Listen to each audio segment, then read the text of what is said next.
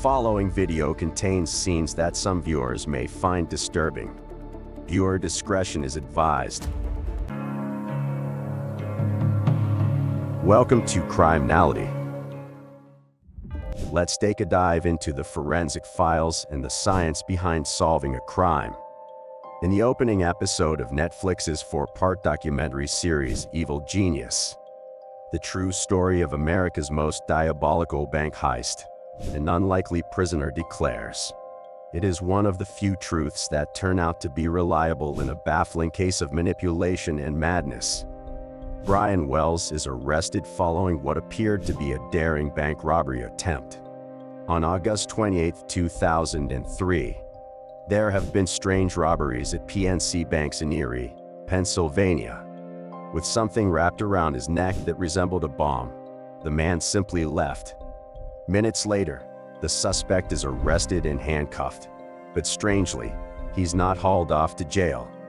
Instead, what occurs next has the police department and the entire community in complete shock. Pizza delivery man Brian Wells is the bank robber. A bomb is attached to his neck and shoulders by a crude-looking metal collar that locks. In 2003, Wells committed a bank robbery that became known in the media as the collar bomb or pizza delivery theft. Wells had an explosive device strapped to his neck and a walking cane gun. The documentary demonstrates that the pizza delivery man does not have a happy ending. He explodes just before the bomb squad arrives, and the TV cameras get it on tape because they arrived at the location. The bomb squad winds up cutting Wells' head off to remove the bomb for forensic and technical testing. The technicians say it is a hard job and they do it lovingly, but Brian's family says more respect was shown to the destructive device than his body. The movie was released. Netflix is constantly searching for the next making a murderer, and this compelling 4-part crime documentary may have even had the potential to create its own brand of killers.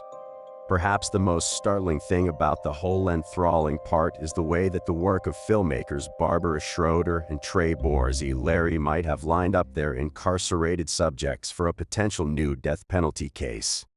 The series, which has been in the works for more than 10 years, seeks the truth about the infamous pizza bomber case, one of the most peculiar crimes in recent American history. The book Evil Genius, the true story of America's most diabolical bank heist, presents such opposing opinions. The documentary was written and directed by Barbara Schroeder and executive produced by Mark and Jay Duplass, who made Wild Wild Country. And this ride is just insane. A week later, Robert Thomas Binetti, another Mama Maya's pizza delivery driver, also dies. This could be a hint, or it might not be a mystery at all.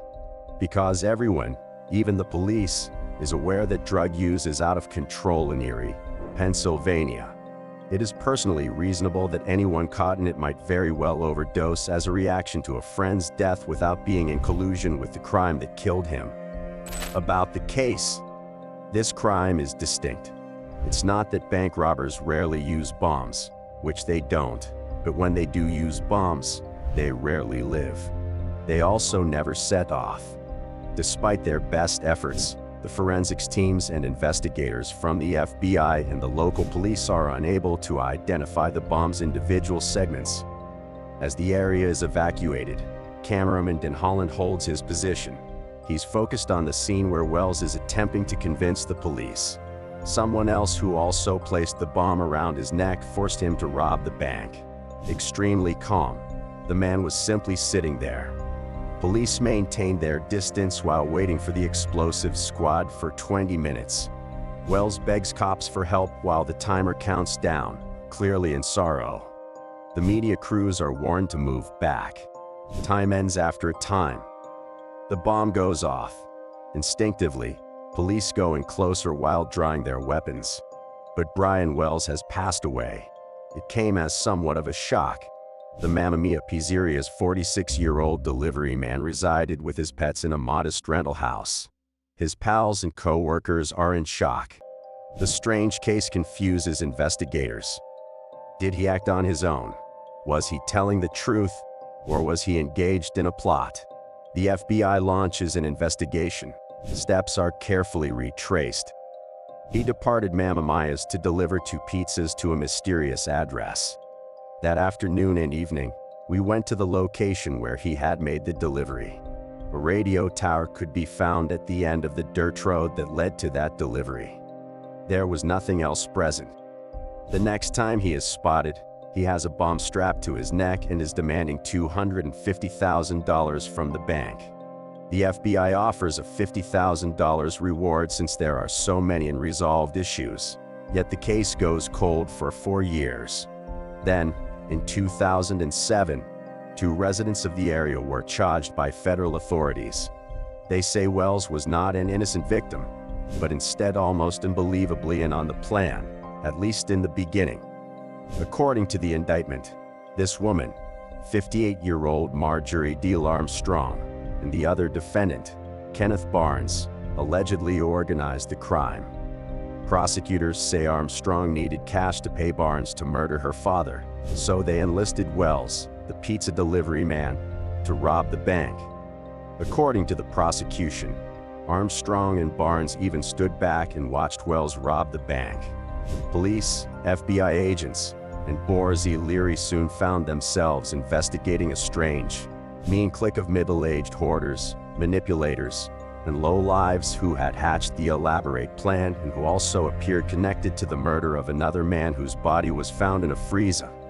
The Wells case persisted for 15 years, but what slips between the confessions and what would have been missed on Dateline, 48 Hours, or Investigation Discovery, is the love story at the center. Marjorie Deal Armstrong was adored by Rothstein. He had a codependent, intense, and unconditional affection for her. That was a crime of explosive proportions in this case. Finally, it's fascinating to watch as those involved in the investigation recount how they pieced things together, and Boris E. Leary's years' worth of his own telephone and video recordings of the plot's erratic, hostile ringleader, Marjorie Deal Armstrong, certainly accentuate things. The crucial query, though, is whether Wells participated in the bank robbery voluntarily. There is no case for the death penalty in a murder if he was a co-conspirator, as the investigators determined. However, there might be if Schroeder and Boris E. Leary can show evidence that he was innocent. It's guaranteed to draw a lot of attention because it's executive produced by Mark and Jay Duplass, who have created an interesting Netflix documentary series, Wild Wild Country. Robert Newsom. That brings us to the end of this video. Thanks for being to the end of the video. Don't forget to like, share, subscribe, and tell us what you think about this video below in the comment section.